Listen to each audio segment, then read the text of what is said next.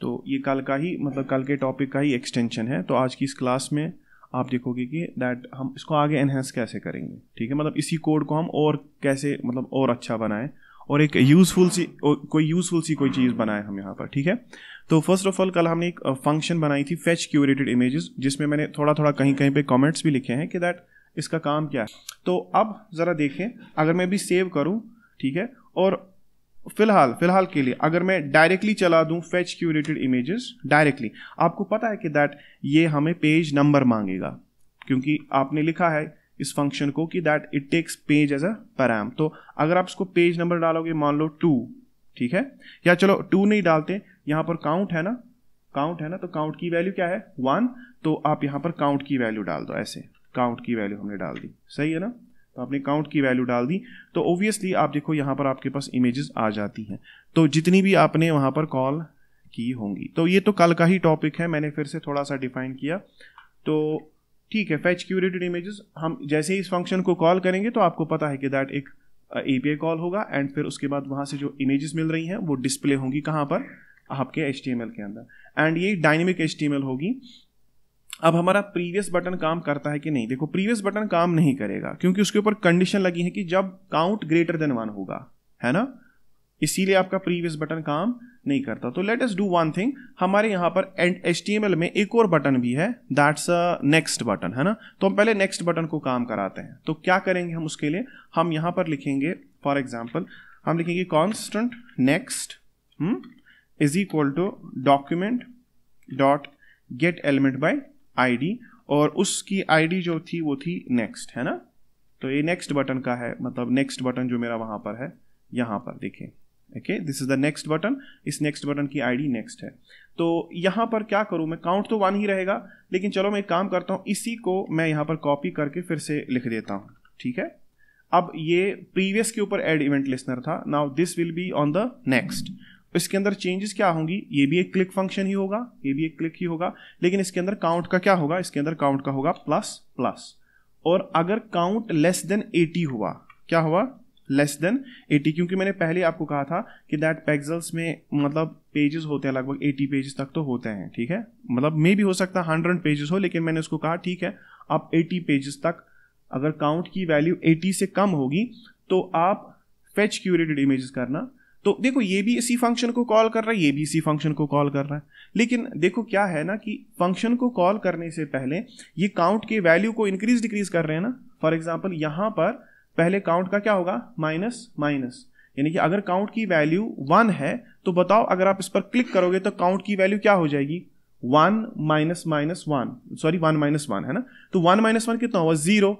तो उस वक्त आप देखोगे ये इफ कंडीशन चलेगी, हाँ नहीं चलेगी, कैसे चलेगी, सोचो पहले। देखो यहां पर क्या हो रहा है, यहां पर काउंट के वैल्यू को हम माइनस कर रहे हैं, यानी कि अगर काउंट की वैल्यू 1 है, 1 माइनस 1 इज 0, तो काउंट की वैल्यू कितनी हो गई, काउंट की वैल्यू हो गई 0।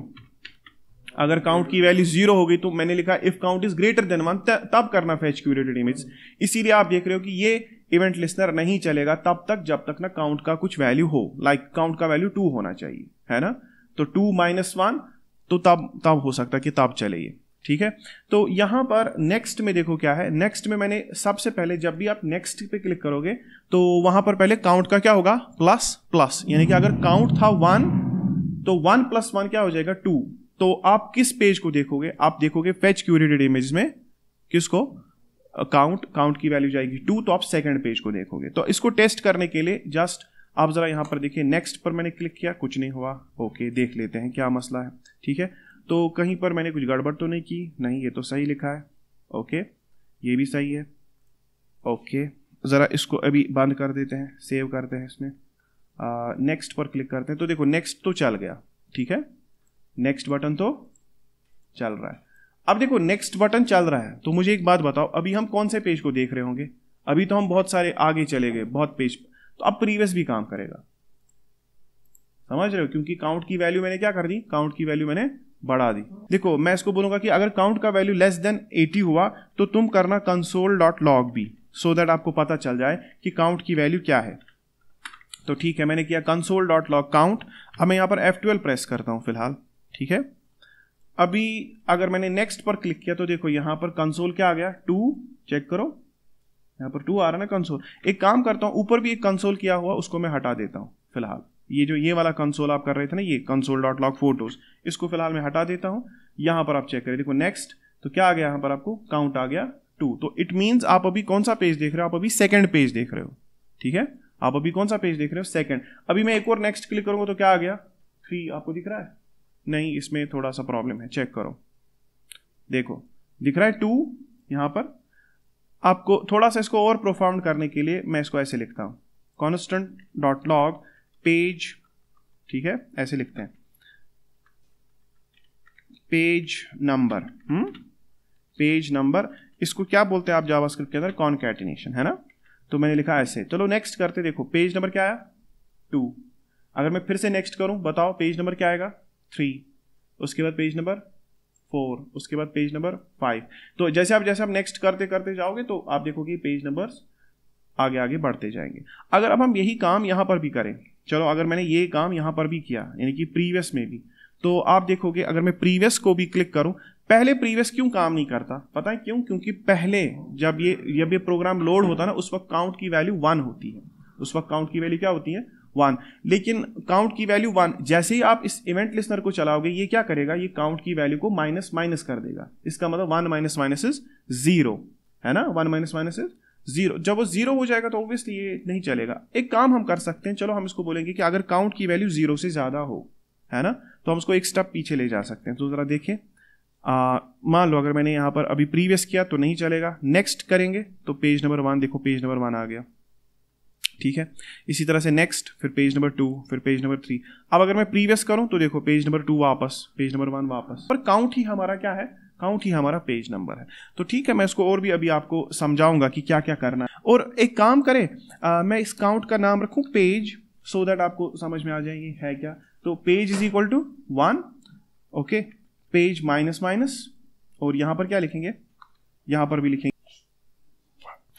तो मैंने यहां पर क्या किया, मैंने पेज 1 रखा और उसी को फिर मैंने पेज माइनस माइनस किया, तो ऑब्वियसली उसकी वैल्यू में डिक्रीज होगा।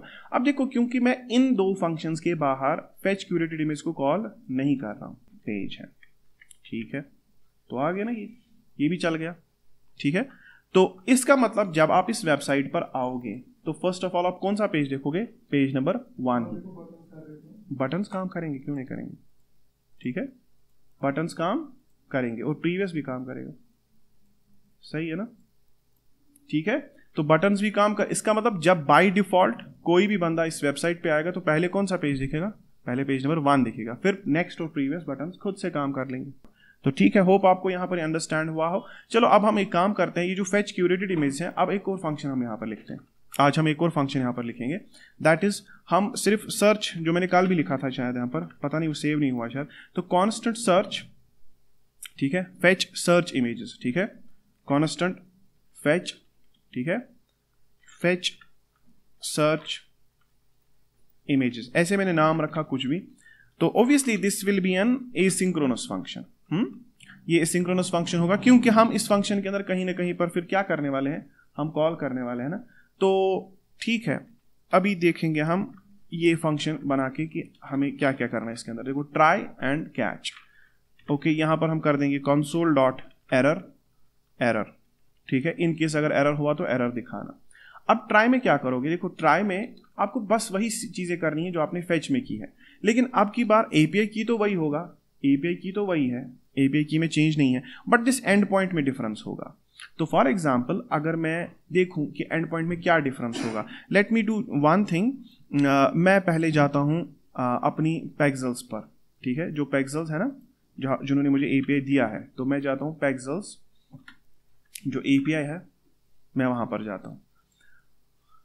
इनकी जो डॉक्यूमेंटेशन है वो बहुत ही प्रिसाइज डॉक्यूमेंटेशन, तो आप यहाँ पर डॉक्यूमेंटेशन चेक कर सकते हैं। फॉर एग्जांपल इनका ओवरव्यू, इंट्रोडक्शन, गाइडलाइन, सब कुछ यहाँ पर है।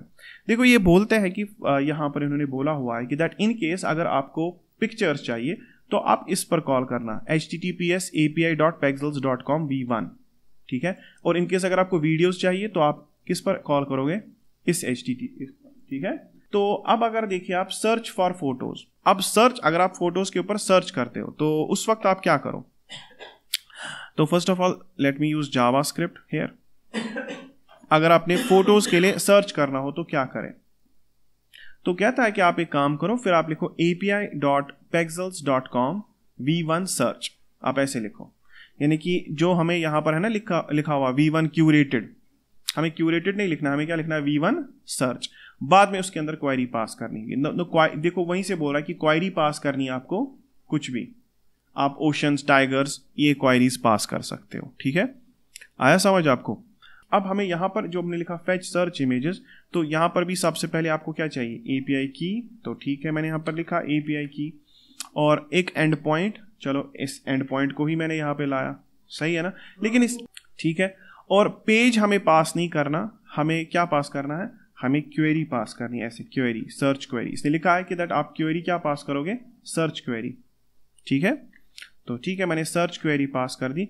और चलो बताओ, अब इसको हम पेज कहेंगे, नहीं, इसको हम कहेंगे क्वेरी। ओके, तो हमने लिखा है api.pexels.com v1 search question mark query, query पर पेज क्वेरी। अब ये क्वेरी कहां से लेगा, ऑब्वियसली पैरामीटर से लेगा। ठीक है, ओके, तो फिलहाल तो हमारा कोड काम करना चाहिए। बाद में हम देखेंगे कि वेरिएबल्स को हम बार बार क्यों डिफाइन करेंगे, एक ही बार क्यों डिफाइन नहीं करेंगे, वो दूसरी बात है। ठीक है, अब चेक करो यहां पर, अब मेरे पास एक नया एंड पॉइंट आ गया। अब की बार बताओ, जब मैं यहां पर रेस्पॉन्स लिखूंगा, ऐसे constant response is equal to, मैं लिखूंगा अवेट। अवेट का मतलब क्या होता है भाई, अवेट का मतलब याद रखना, कभी भी ये नहीं बोलना कि अवेट का मतलब होता है वेट करना। हम असल में इस फंक्शन का वेट नहीं कर रहे हैं, हम इस फंक्शन को क्या कर रहे हैं, हम इसको वेब एपीआई पे ट्रांसफर कर रहे हैं। ठीक है, हम इसको वेब एपीआई, हम उसको बोलते हैं कि वेब एपीआई ये तुम कर लो, मैं कुछ और देख लेता हूं। ठीक है, तो फेच हम किस पर करेंगे, फेच में आपको करना है एंड पॉइंट पर। किस पर, एंड पॉइंट ऊपर डिफाइंड है, इसी के अंदर मैंने डिफाइन किया है, फंक्शन के स्कोप के अंदर, फंक्शन के स्कोप के अंदर ही मैंने एंड पॉइंट को डिफाइन किया है। और दूसरी चीज क्या जाएगी, दूसरी जाएगी एक ऑप्शंस की एक ऑब्जेक्ट। ठीक है, ओके, अब इसमें क्या क्या है, सबसे पहले तो मेथड होगा, मेथड इसका भी क्या है, मेथड इसका भी गेट है, तो ऐसे लिखेंगे method is equal to get. दूसरी चीज क्या होगी, दूसरी चीज होगी ऑथराइजेशन। तो ऑथराइजेशन हेडर में आपको क्या पास करना है, sometimes you just pass authorization, but आप इसको स्मॉल में रखते हो, ए है ना, हम ऐसे लिखते हैं ऑथराइजेशन, है ना, हम गड़बड़ करते हैं। तो ठीक है, यहां पर मैंने भी एक गड़बड़ कर दी, तो ये ऑब्जेक्ट के अंदर है, तो इसलिए पहले हेडर्स होते हैं, हेडर्स ऑब्जेक्ट के अंदर ये दो चीजें होती हैं। ठीक है, सही है ना, नहीं, ठीक है, हाँ, मेथड तो पता ही, मेथड तो अलग है, मेथड तो पता ही, मेथड तो अलग ही है। तो मुझे पता है ये फिर भी गेट ही है, लेकिन समझाना तो है ना। ठीक है, ये फिर भी गेट ही है। ओके, अगर मैं मेथड गेट लिखूं भी ना, तो ऑथराइजेशन में क्या पास करेंगे, ऑथराइजेशन में पास कर देंगे एपीआई की को। तो इस तरह से मेथड गेट है, हेडर्स के अंदर ऑथराइजेशन एपीआई की। तो जरूरत नहीं है मुझे असल में मेथड गेट भी रखना, क्योंकि ऑब्वियसली इसको खुद से समझ में आएगा पेक्सेल्स को कि that it's a gate request, लेकिन फिर भी हम गेट दिखाते हैं। बाय डिफॉल्ट गेट ही होता है मेथड, है ना। बाय डिफॉल्ट किसी भी फॉर्म को जब आप क्या करते हो, जब आप किसी भी फॉर्म को सबमिट करते हो, उसका भी मेथड बाय डिफॉल्ट गेट ही होता है। एंड चेंज जब हमें करना होता है तो उस वक्त हम मेथड पोस्ट लगा देते हैं। ठीक है, अब यहां से जो है, अब की बार किस एंड पॉइंट पे कॉल होगा, दूसरे वाले एंड पॉइंट पर। और यहां पर मैं लिखूंगा कांस्टेंट डेटा, बराबर वही हूबहू कोड है कल के जैसा ही, तो रेस्पॉन्स डॉट जेसन। लेकिन रेस्पॉन्स डॉट जेसन जो है ना, वो भी एक सीपीयू इंटेंसिव टास्क है, तो वो भी मैं किन के हवाले कर देता हूं, वेब एपीआई के हवाले। वही इसको वेब एपीआई ही इसको डेटा को किस में कन्वर्ट करेंगे, जेसन में। बाद में फिर से वही, जैसे यहां पर डेटा आपने लाया, बाद में फोटोज नाम की एरे किस में होती है, वो होती है डेटा ऑब्जेक्ट के अंदर। फोटोज क्या होता है, फोटोज एक एरे होती है। तो बस यही, बिल्कुल यही सेम टू सेम मैं लाइन लिखूंगा, और उस वक्त भी मैं फिर इसी फंक्शन को कॉल करूंगा। तो चेक करें आप, तो यहां पर मैंने ऐसे लिख लिया, constant photos is equal to data dot photos. तो आपको क्या लगता है, ये फेच सर्च इमेजेस और ये जो फेच क्यूरेटेड इमेज था, ये दो हूबहू फंक्शंस है, बट एक ही डिफरेंस जो है वो क्या है कि दैट एक फंक्शन में हम एक एंड पॉइंट पे कॉल करते हैं, दूसरे फंक्शन पे हम दूसरे एंड पॉइंट पे कॉल करते हैं। सही है, मैं चाहता तो एक ही फंक्शन इनकी बना लेता और सिर्फ एंड पॉइंट चेंज करता उसके अंदर। ठीक है, सिर्फ एंड पॉइंट उसके अंदर चेंज करता, and depending on the end point आप देखते हैं कि आपको जो है ना यही रिजल्ट वहां पर भी मिल जाते हैं। लेकिन अभी मैं आपको धीरे धीरे करके ये समझाने की कोशिश कर रहा हूं कि दैट ये है क्या। ओके, अब डिस्प्ले इमेजेस के अंदर आपने फोटोज डाल दी। अब मुझे एक बात बताओ, इसका मतलब हुआ कि दैट ये डिस्प्ले इमेजेस नाम की जो ये फंक्शन है जिसमें मैंने डायनेमिक HTML कल क्रिएट की थी, मुझे ये रेप्लिकेट करने की जरूरत नहीं है। यानी कि जो डिस्प्ले इमेज नाम का फंक्शन है ना, ये मुझे 2 बार लिखने की जरूरत नहीं, क्योंकि मैं इसको 2 बार इन्वोक कर रहा हूं, एक बार क्यूरेटेड इमेज में और एक बार सर्च इसमें। ठीक है, अब हम इस फंक्शन को भी कॉल करते हैं फिलहाल। तो मान लो जरा मैं इसको बंद कर दूं, फेच क्यूरेटेड इमेज को, फेच क्यूरेटेड इमेज को मैंने क्या कर दिया, बंद।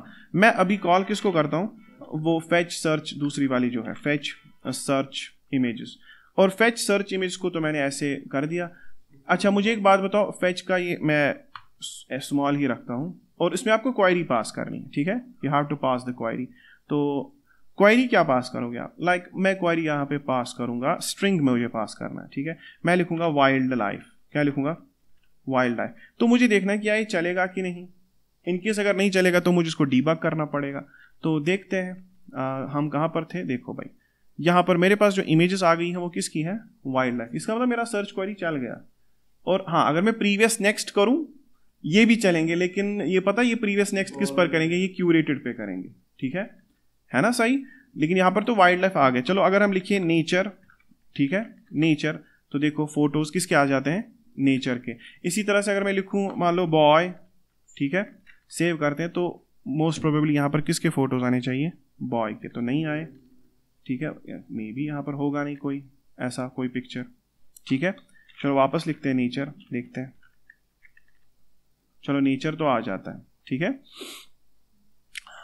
अब हमें क्या करना है कि दैट ये सर्च क्वेरी हमें ऐसे पुश नहीं करनी है। ठीक है, हमें तो इसको किसी इफ कंडीशन पे रखना है। ये तो हम हमेशा करेंगे, यानी कि जब भी आप आ जाओ यहां पर, तो पहले आप किन पिक्चर्स को देखोगे, क्यूरेटेड इमेज को, और वो भी क्यूरेटेड इमेज का कौन सा पेज, पेज नंबर 1। नेक्स्ट पर क्लिक करेंगे तो हम इसी का पेज नंबर 2, पेज नंबर 3, बाकी सब चीजें देखेंगे। लेकिन अब नेचर का क्या करना है, देखो नेचर का हम क्या करेंगे। फर्स्ट ऑफ ऑल आप जाओ index.html में, और आपने देखा कि यहां पर हमारे पास एक इनपुट है जिसकी आईडी क्या है, क्वेरी, है ना। तो मैं ऐसे करता हूं, मैं अपने इस कोड में जाके यहीं पे लिखूंगा क्या, कांस्टेंट क्वेरी। ठीक है, constant query is equal to document dot get element by ID. तो यहां पर उसका नाम भी क्वेरी ही है, आईडी का नाम क्या है, क्वेरी। तो मैंने इसी वेरिएबल से इसको यहां पर ला दिया। अब क्वेरी क्या है, एक इनपुट है। क्वेरी क्या है, एक इनपुट है।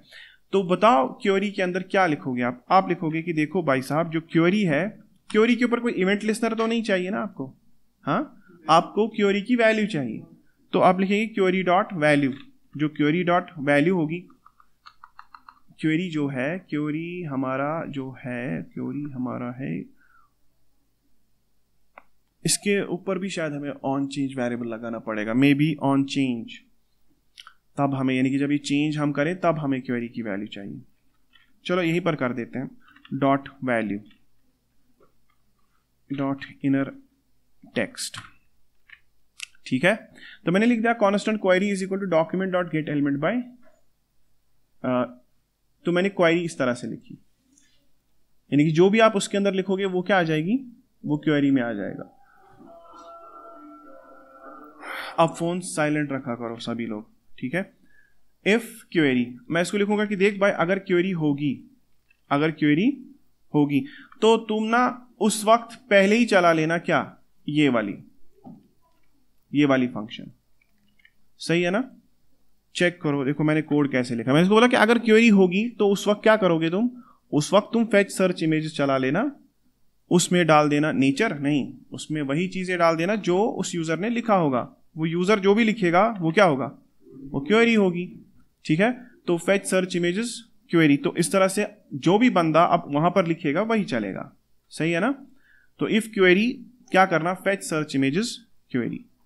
तो कोड समझ में आ रहा है। देखो लाइन ही बहुत हो गई है, लेकिन धीरे धीरे जब आप कोड लाइन बाय लाइन लें तो कोड बेस खुद से जमा हो जाता है। ठीक है, लेकिन करना क्या है कि दैट जो मैं चाहता हूं वही होना चाहिए। कोड वही, कोड क्या है, कोड हम लैंग्वेज है ना। इसका मतलब क्या होता है कि दैट जो मेरे थॉट्स है, जो मैं चाहता हूं इससे कराना, वही होना चाहिए। ओके, तब हम कह सकते हैं कि दैट हाँ, हम सच में कंप्यूटर के साथ बातें कर रहे हैं। कंप्यूटर लैंग्वेज कुछ नहीं है, बस कंप्यूटर से बातें करने का एक तरीका है। है ना, मैं एक्सप्रेस करना चाहता हूँ खुद को और इसको समझ में नहीं आता, तो इसको यही लैंग्वेज समझ में आती, तो मैं इसको इसी लैंग्वेज में समझा रहा हूँ कि कब क्या करना है। ओके, तो फॉर एग्जाम्पल अभी तो क्या चला ये। दूसरी चीज मैं एक काम करता हूं, मुझे यहां पर थोड़ा सा शक है कि क्या पता हम क्वेरी जब लिखे तब क्या क्वेरी हमारे पास आएगी कि नहीं, तो चलो हम वहां पर क्वेरी को क्या करते हैं, क्वेरी को कंसोल भी करते हैं। तो ठीक है, अगर मैं यहां पर कुछ लिखूं, देखो ये नहीं जा रहा, ये नहीं जा रहा, तो ठीक है, आपको यहां पर ये भी तो करना है ना, सर्च पे भी तो बटन करना है क्लिक। जब मैं यहां पर कुछ लिखूं सर्च पे भी तो क्लिक करना है ना उसके बाद, क्योंकि जब मैं यहां पर कुछ लिखूंगा, है ना, बाद में सर्च बटन प्रेस करना है, तो इसका मतलब मुझे सर्च बटन पर भी क्या चाहिए, इवेंट लिस्नर। तो ठीक है, एक और लिख लेते हैं यहां पर कांस्टेंट, ठीक है, search is equal to document dot get element by ID. इसके लास्ट में मुझे बताना कि क्या ये तरीका सही है कि नहीं, ठीक है, नासिर तुम बोलना, ठीक है, आप मुझे बोलना कि क्या ये तरीका सही है या जो हम कर रहे हैं वहां पे उस वाली क्लास में, या वो तरीका सही है। देखो एवरी टाइम आपने कुछ करना होता है, देन फर्स्ट आपको आईडी डालनी पड़ती है, आईडी से आप क्या करते हो, फिर उस एलिमेंट को गेट करते हो। तो ये सही तरीका नहीं है, मतलब ये तरीका तो सही है लेकिन आप देखोगे कि बहुत लंबा चौड़ा तरीका है, ठीक है। तो फॉर एग्जाम्पल मैंने यहाँ पर सर्च लाया, तो सर्च पे भी तो मुझे चाहिए ना इवेंट लिस्नर।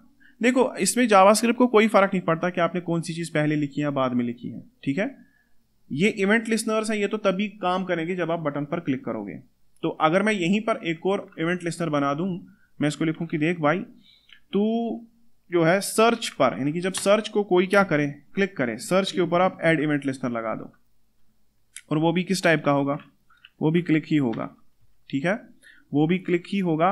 और इस पर आप देखो, इस पर हमें लिखना है कि देखो क्लिक करने के बाद क्या करना है, क्लिक करने के बाद तुम्हें करना है काम, वो हम काम यहां पर उसको डिफाइन करेंगे। तो क्वेरी तो मुझे तब चाहिए, आप समझ रहे हो, यहां पर कोड को देखो, मुझे क्वेरी पहले ही नहीं चाहिए, मुझे जब सर्च बटन पर क्लिक होगा मुझे उस वक्त क्वेरी चाहिए। तो ये लाइन में इसके अंदर डाल दूं, इस फंक्शन के अंदर, है ना, ओके। और ये जो ये मैंने लिखा if query console dot log search में, ये भी मुझे कब चाहिए, ये भी तो मुझे तभी चाहिए ना जब बटन पर क्लिक होगा। तो हाँ, जब क्वेरी होगा, यानी कि जब क्वेरी की वैल्यू होगी, तब एक तो तुम क्वेरी के वैल्यू को कंसोल करना, और दूसरा तुम फेच सर्च इमेज को कॉल करना, उसमें भी क्वेरी डाल देना, ठीक है, ओके। तो इसका मतलब ये हुआ कि जब मैं इस पे सर्च पे क्लिक करूं तब कुछ होना चाहिए, ठीक है। देखो अभी कुछ हो नहीं रहा, इसकी रीजन क्या है, एक काम करते हैं, let us do one thing, console में बाहर ले लेता हूं, ठीक है। मुझे पहले देखना है कि क्या क्वेरी मैं इस तरह से ला सकता हूं इनर टेक्स्ट करके। चलो इनर टेक्स्ट नहीं, इसमें कुछ नहीं आ रहा, अनडिफाइंड आ रहा, हाँ हाँ, नहीं इसमें भी तो मेथड होगा, डॉट करके कुछ तो होगा, हाँ डॉट वैल्यू, वही मैं भी सोच रहा हूँ, लेकिन वैल्यू वहां से आया नहीं, वैल्यू जो है ना, वैल्यू वहां से आ ही नहीं रहा। कोई बात नहीं, इसको शायद पता नहीं होगा। देखो मैंने यहाँ पर लिखा SSS, तो देखो यहाँ पर SSS आ गया, नीचे वैल्यू आ गया, इसका मतलब वैल्यू अगर आ गया तो कंसोल डॉट लॉग क्वेरी हो गया। बाद में क्या होगा, इफ क्वेरी, अगर क्वेरी है, ठीक है, तो फेच सर्च इमेज करना, अगर नहीं है तो कुछ और कर लो, वैसे भी एल्स लिखने की जरूरत है नहीं। तो ठीक है, अगर मैं अब यहां पे लिखूं नेचर, मान लो मैंने लिखा नेचर और इसके ऊपर क्लिक करूं, तो देखो मुझे नेचर की फोटोग्राफ्स मिल गई, ठीक है ना। तो मैंने इनपुट से वैल्यू निकाला, तो इनपुट से वैल्यू कैसे निकालते हैं, देखो असल में मसला क्या है, यहां पर जावास्क्रिप्ट को पता नहीं है कि दैट ये जो document dot get element by ID query आपने किया ना, इसको ये पता नहीं है कि दैट ये इनपुट है। दैट्स वाई जब मैं यहां पे लिखता हूं ना डॉट, क्या लिखता हूं, मुझे कोई मेथड जहां से निकल नहीं रहा, ठीक है। तो ऑब्वियसली किसी डिव से उसका अंदर का टेक्स्ट निकालने के लिए हम क्या लिखते हैं, इनर HTML या इनर टेक्स्ट ऐसे करके, लेकिन यहां पर आपको वैल्यू निकालना है, क्योंकि जावास्क्रिप्ट को पता नहीं है ना कि दैट ये क्वेरी नाम का जो ये आपने वेरिएबल बनाया है ये एक टेक्स्ट इनपुट है, तो उसको ये पता नहीं, इसीलिए अब हमने खुद अंदाजे से लगाया इसको डॉट वैल्यू, क्योंकि ये डॉट वैल्यू ही होता है। और मुझे ये चीज पता थी, लेकिन फिर भी यहां पर जब डॉट करके ही करना चाहिए, समझ आ गया आपको। हमेशा क्या करना चाहिए, पहले डॉट, जो वहां से मेथड्स निकल रहे हैं ना उन्हीं को यूज करना चाहिए। खुद से कोई मेथड दोगे क्या पता वो है कि नहीं, जब तक आप श्योर नहीं हो तब तक नहीं देना चाहिए, ठीक है। तो ठीक है, इसका मतलब जब भी मैं कोई क्वेरी डालता हूं, लाइक अब देखो ये पूरा कैसे काम करेगा। अगर मैंने नेचर लिखा, मैं सर्च पर क्लिक करूंगा, देखो यहां पर भी मुझे नेचर आ रहा है, चेक करो नीचे कंसोल भी क्या हो रहा है, नेचर। इसका मतलब जो इस इनपुट में आप लिख रहे हो वो कंसोल भी हो रहा है, and at the same time मैंने लिखा है कि अगर क्वेरी होगी तो तुम फेच सर्च इमेज कर लेना, है ना। अगर क्वेरी होगी तो तुम क्या कर लेना, फेच सर्च इमेजेस। तो कंसोल मुझे जरूरत नहीं है, कंसोल को मैं यहाँ पर क्या कर देता हूँ, मैं कंसोल को हटा देता हूँ। समझ में आ गया आपको। अब देखो अब ऐप कैसे चलेगा, समझो इसको। अगर मैं इस ऐप पर आऊं, पहले तो मुझे क्यूरेटेड इमेजेस दिखेंगी। कौन सा पेज, पेज नंबर 1। बाद में मैं नेक्स्ट करूंगा, नेक्स्ट नेक्स्ट नेक्स्ट, इस तरह से आप देखोगे पेजेस कहां तक चलेंगी, पेजेस चलेंगी 80 पेज तक, क्योंकि मैंने लिखा। ये पता ये काम करना कब बंद कर देगा, जब 80th पेज पे आप पहुंचोगे। जैसे आप 80th पेज पे पहुंचोगे उसके बाद नेक्स्ट वाला बटन काम नहीं करेगा, और प्रीवियस बटन भी काम तो करता ही है। और प्रीवियस बटन कब रुक जाएगा, जब आप पेज नंबर 1 पे पहुंचोगे। ये पेज नंबर 1 है, इसके पीछे आप नहीं जा सकते, ठीक है। ओके, सर्च में अगर आप कुछ भी लिखो, जैसे कि मैं लिखूं इसमें वाइल्ड लाइफ, क्वेरी आ गई, सर्च पर क्लिक करोगे तो आपके पास वाइल्ड लाइफ आ गई, ठीक है। चलो अगर मैं लिखता हूं, इसमें वही 40 पेजेस होंगे। हाँ नहीं वो नहीं आएंगी, ठीक है, वो आएंगी नहीं, बिकॉज क्योंकि मैंने वहां पर इनर HTML को एम्प्टी कर दिया है, मैंने इनर HTML को एम्प्टी कर दिया था। तो अगर मैं वैसे करता तो हो सकता था कि वो भी आ जाए।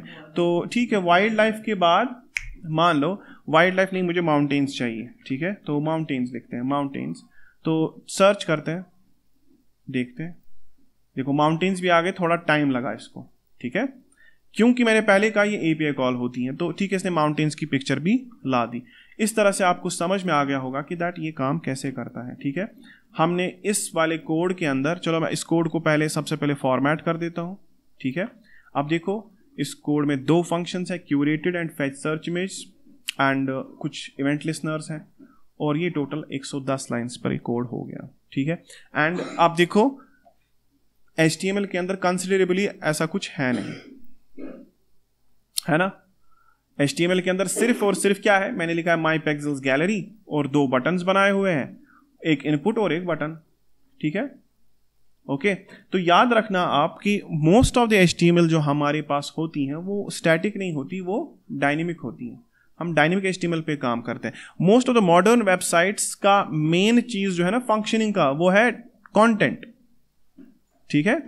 आप कंटेंट स्टैटिकली लिखोगे खुद से, वो हमेशा वही रहेगा। देखो इसमें क्या है कि अगर मैं वापस इसको रिलोड कर दूं, इसमें कौन सी इमेजेस आ रही है अभी, क्यूरेटेड इमेजेस का पेज नंबर 1।